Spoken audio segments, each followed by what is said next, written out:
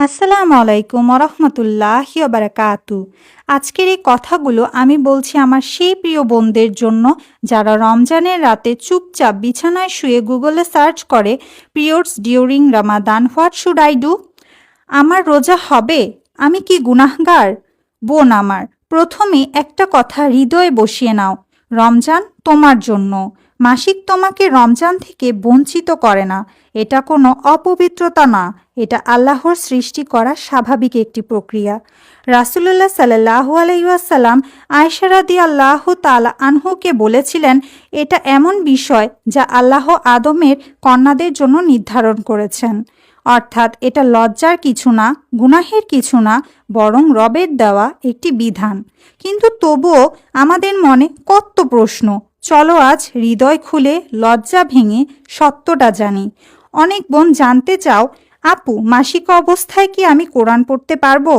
অধিকাংশ আলেমের মতে সরাসরি মুসাফ স্পর্শ করে তিলাওয়াত করা জায়েজ নয়। কিন্তু শোনো, কোরআনের সাথে সম্পর্ক কি একেবারে বন্ধ হয়ে যায়? কখনোই না।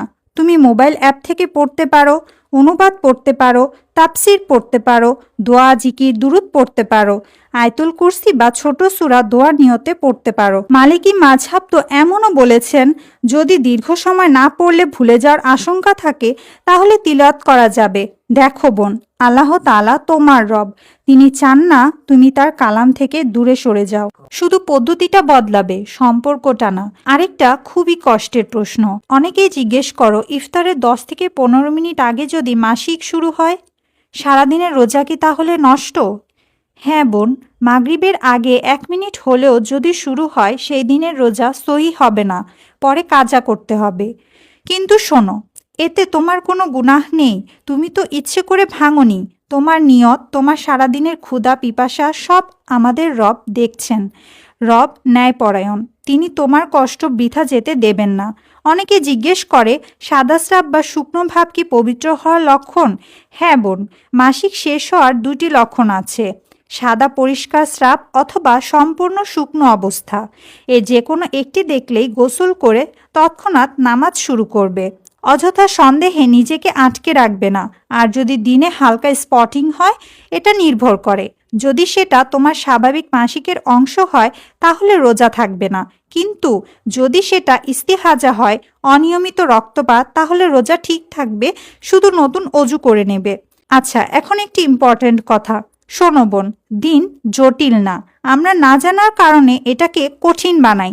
আরেকটা খুব স্পর্শকাতর বিষয়, পুরো রমজান রোজা রাখার জন্য মাসিক পেছানোর ওষুধ খাওয়া যাবে? বোন আমার, এটা জায়েজ আছে, কিন্তু শর্ত। স্বাস্থ্য ঝুঁকি না থাকলে ডাক্তারের পরামর্শ নিয়ে, শরীরের ক্ষতি হলে কখনোই না। আরেকটা কথা খুব পরিষ্কার করে বলি, মাসিক অবস্থায় রোজা না রাখা গুনাহ না, এটা আল্লাহর দেওয়া একটা ছাড়। তুমি কি আল্লাহর দেওয়া রুখসত ফিরিয়ে দিতে পারবে? তিনি যখন বলেছেন থাক তুমি বিশ্রাম নাও, তখন সমাজের লজ্জায় নিজেকে কষ্ট দেওয়া এবাদত না, অবাধ্যতা। হাদিসে এসেছে, ঋতুমতী নারীর জন্য রোজা রাখা হারাম। যদি লজ্জার কারণে রাখো, গুনাহ হবে, রোজা সহি হবে না, পরে কাজা করতেই হবে। কারণ ইবাদত মানে আল্লাহর কথা মানা, কোনো মানুষের নয়। আর যারা ভাবো আমি তো এখন কিছুই করতে পারছি না, তুমি কি সত্যিই কিছু করতে পারছো না? তুমি ইফতার রান্না করতে পারো, দোয়া করতে পারো, ইস্তেগফার করতে পারো, তাহাজ্জুদের সময় উঠে শুধু কাঁদতে পারো, কোরআন শুনতে পারো। তুমি জানো কত রোজাদার আছে যারা সারাদিন রোজা রেখেও গীবত করে, রাগ করে, গুনাহ করে? আর তুমি হয়তো নামাজ রোজা ছাড়াই শুধু চোখের পানি ফেলে আল্লাহ তাআলার কাছে এমন অবস্থানে পৌঁছে যাবে যা তারা কল্পনাও করতে পারবে না। আরেকটা ভুল ধারণা আছে আমাদের মধ্যে, সেটা হচ্ছে মাসিক অবস্থায় ফেরেশতা আসে না। এটার কোনো সহি প্রমাণ নেই। তুমি নাপাক নও, তুমি আল্লাহর বান্দি, তুমি তার প্রিয় সৃষ্টি। তোমার ঘরে ছোট্ট জায়নামাজের কোণেও আরশের মালিকের দৃষ্টি পৌঁছে যায়। প্রিয় বোন আমার, রমজান শুধু রোজার নাম না, রমজান হলো আত্মশুদ্ধি, নিয়ত ঠিক রাখা, হৃদয় পরিষ্কার করা। মাসিক তোমার ইবাদতের ধরন বদলাবে, তোমার রবের সাথে সম্পর্ক না। হয়তো এই কয়েকটা দিনই তোমার সবচেয়ে খাঁটি দিন, যখন তুমি শুধু বলবে, ইয়া আল্লাহ, আমি এখন রোজা রাখতে পারছি না, কিন্তু তুমি জানো আমি রাখতে চাইতাম। নিয়ত, নিয়তি সব কিছু বদলে দেয়। শেষে আমার প্রিয় বোনদের জন্য আমি এই দোয়াটিই করব, হে আল্লাহ, রমজানের বরকত থেকে আমাদের কাউকে বঞ্চিত করবেন না। মাসিকের দিনগুলোকে আমাদের জন্য গুনাহ মোচনের মাধ্যম বানিয়ে দিন।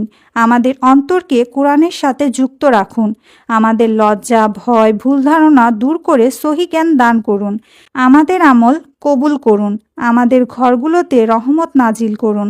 আর আমাদের নাম জান্নাতীদের তালিকায় লিখে দিন। আমিন। ভিডিওটি ভালো লেগে থাকলে এবং ভিডিওটি থেকে কোনো উপকার হলে অবশ্যই আমার এই ছোট্ট চ্যানেলটিকে সাবস্ক্রাইব করে রাখবেন। আসসালামু আলাইকুম ওয়া রাহমাতুল্লাহি ওয়া বারাকাতুহু।